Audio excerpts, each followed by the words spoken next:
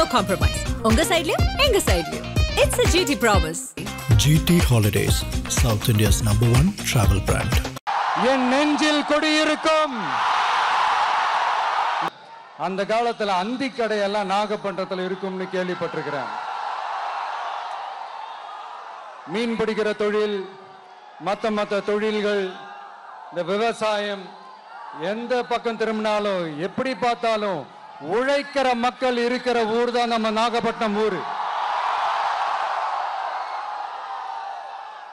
மத வேறுபாடே இல்லாத, அனைவருக்கும் பிடித்து போன, மத சார்பின்மைக்கு எடுத்துக்காட்டாக வாழ்ற உங்கள் அனைவருக்கும் மீண்டும் என்னுடைய சிரம் தாழ்ந்த ஸ்பெஷல் வணக்கங்கள். இந்த தமிழ்நாட்டில் இந்த மீன் ஏற்றுமதியில் 2வது இடத்துல இருக்கிறது நம்ம நாகப்பட்டினம் ஹார்பர் தான்.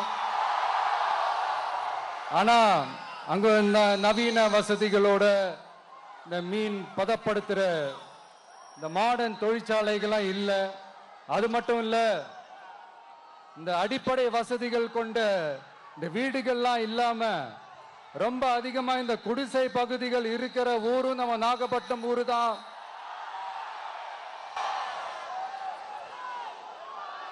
இந்த முன்னேற்றத்திற்கெல்லாம் எங்கள் ஆட்சி தான் சாட்சி. அப்படி இப்படின்ட்டு இந்த அடுக்குமொழியில பேசி அது நம்ம கேட்டு காதுல இருந்து ரத்தம் வந்ததான் மிச்சம். இவங்க ஆண்டது பத்தாதா? இப்படி தவிக்கிறாங்களே நம்ம மக்கள், அது பத்தாதா?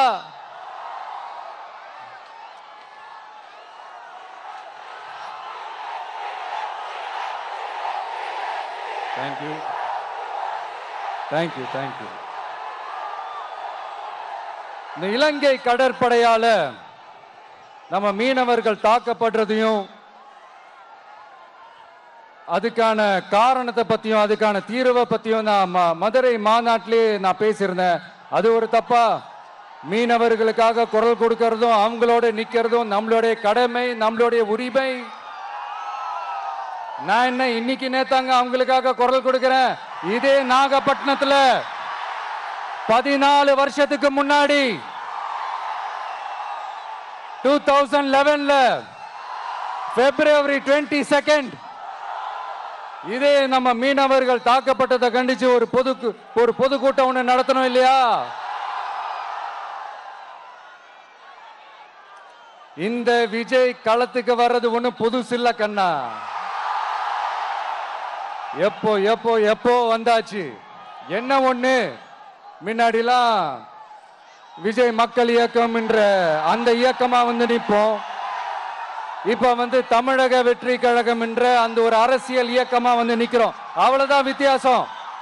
அன்னைக்கும் சரி, இன்னைக்கும் சரி, இனிமேலும் சரி, மக்களுக்காக மக்களோட நிக்கிறது தான். இது புரிய வேண்டியவங்களுக்கு புரிஞ்சா சரி.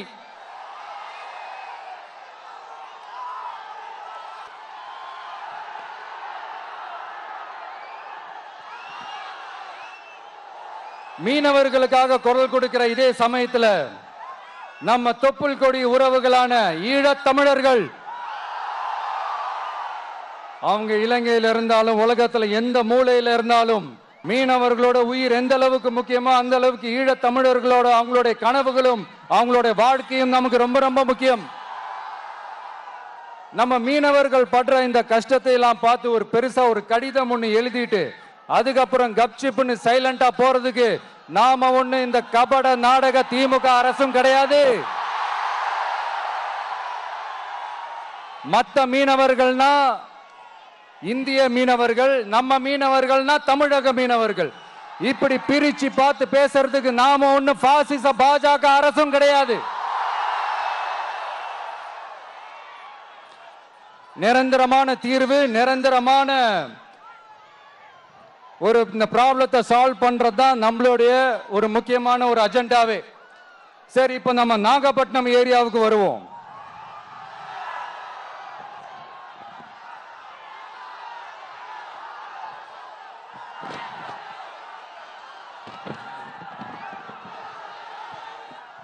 இங்க இருக்கிற மண் வளத்தை பாதிக்கிற இறால் பண்ணைகளை முறைப்படுத்தணும். அப்பதான் மீனவர்களோட வாழ்வாதாரமும் விவசாயிகளோட வாழ்க்கையும் பாதிக்காம இருக்கும். கடலோர கிராமங்கள்ல மீன் அரிப்புல இருந்து பாதுகாக்கிற அலையாத்தி காடுகளை அழிக்கிறத பத்தி தடுத்து நிறுத்தி அதுக்கு ஒரு வழி பண்ண வேண்டிய அரசாங்கத்துக்கு இதை விட ஒரு முக்கியமான ஒரு வேலை ஒண்ணு இருக்கு. அது என்ன தெரியுமா? சொந்த குடும்பத்தோட வளர்ச்சியும் சொந்த குடும்பத்தோட சுயநலமும் தான் அந்த முக்கியமான வேலை. இங்க இருக்கிற மக்களுக்கு குடிக்க தண்ணி இல்லாம தவிக்கிறாங்க. அதுக்கு தீர்வா காவிரி தண்ணியை கொண்டு வரலாம். மக்களோட தாகத்தை தீர்க்க கொண்டு வந்தாங்களா? இவ்வளவு பாரம்பரிய கடல் சார்ந்த ஊர்ல ஒரு கவர்மெண்ட் மெரைன் காலேஜ் ஒன்னு கொண்டு வரலாம். கொண்டு வந்தாங்களா?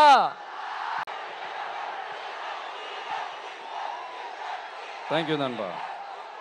என்ன நாங்க பெருசா கேட்டுவிட்டோம்? மக்கள் நிம்மதியா ஃப்ரீயா நின்று பார்க்கறதுக்கு ஒரு இடம், அதை நாங்க தேர்வு செஞ்சு அதுக்கு பர்மிஷன் கேட்கிறோம். ஆனா நீங்க என்ன பண்றீங்க? அந்த இடத்தையெல்லாம் விட்டுட்டு நெருக்கடியோட, மக்கள் நெருக்கடியோட எங்கெல்லாம் நிப்பாங்களோ அந்த இடமா பார்த்து செலக்ட் பண்ணி தெரியுங்க. உங்க எண்ணம் தான் என்ன சார்?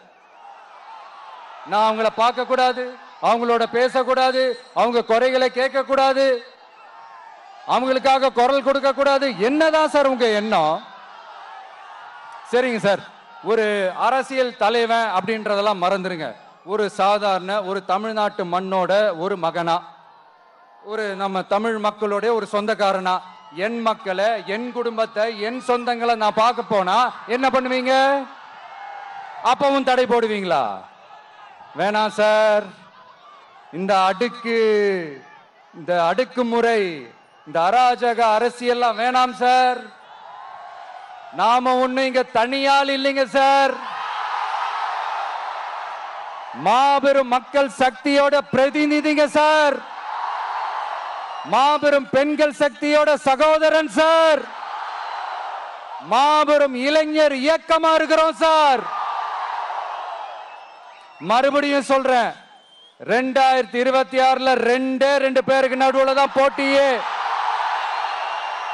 ஒண்ணு இன்னொன்னு, ஒண்ணு இன்னொன்னு.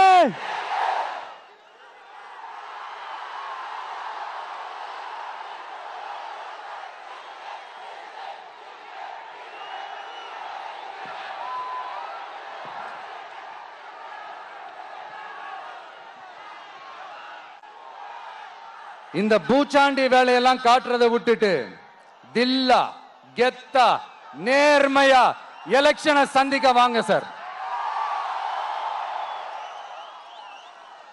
பார்த்துடலாம் சார். கொள்கையை பேருக்கு மட்டும் வச்சுக்கிட்டு குடும்பத்தை வச்சு தமிழ்நாட்டை கொள்ளையடிக்கிற நீங்களா, இல்ல தமிழ்நாட்டில் இருக்கிற ஒவ்வொரு வீட்டுக்குள்ளேயும் ஒருத்தனா இருக்கிற நானா, இந்த விஜயா? பார்த்துடலாம் சார். இனிமேலும் இந்த தடைகள்லாம் போட்டீங்கன்னா நான் நேரடியா மக்கள்கிட்டயே பர்மிஷன் கேட்டுருவேன். மக்களே நீங்க சொல்லுங்க, நான் உங்களை பார்க்க வரக்கூடாதா? நான் உங்களோட பேசக்கூடாதா? உங்க குறைகளை நான் கேட்க கூடாதா? உங்களுக்காக நான் குரல் கொடுக்க கூடாதா? இப்படி நமக்கு தடையா போடுறாங்களே, இந்த திமுக அரசு மறுபடியும் ஆட்சிக்கு வரணுமா?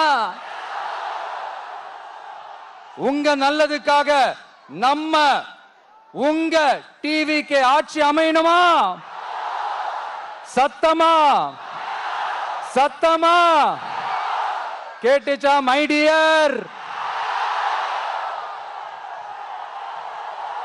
ஏன்பா, நான் தான் அப்பவே சொன்னல, அவருக்கு ஆசையா பாசமா கூப்பிட்டா பிடிக்க மாட்டேங்குது. ஏன்பா மறுபடியும்? கேட்டுச்சா சிஎம் சார்?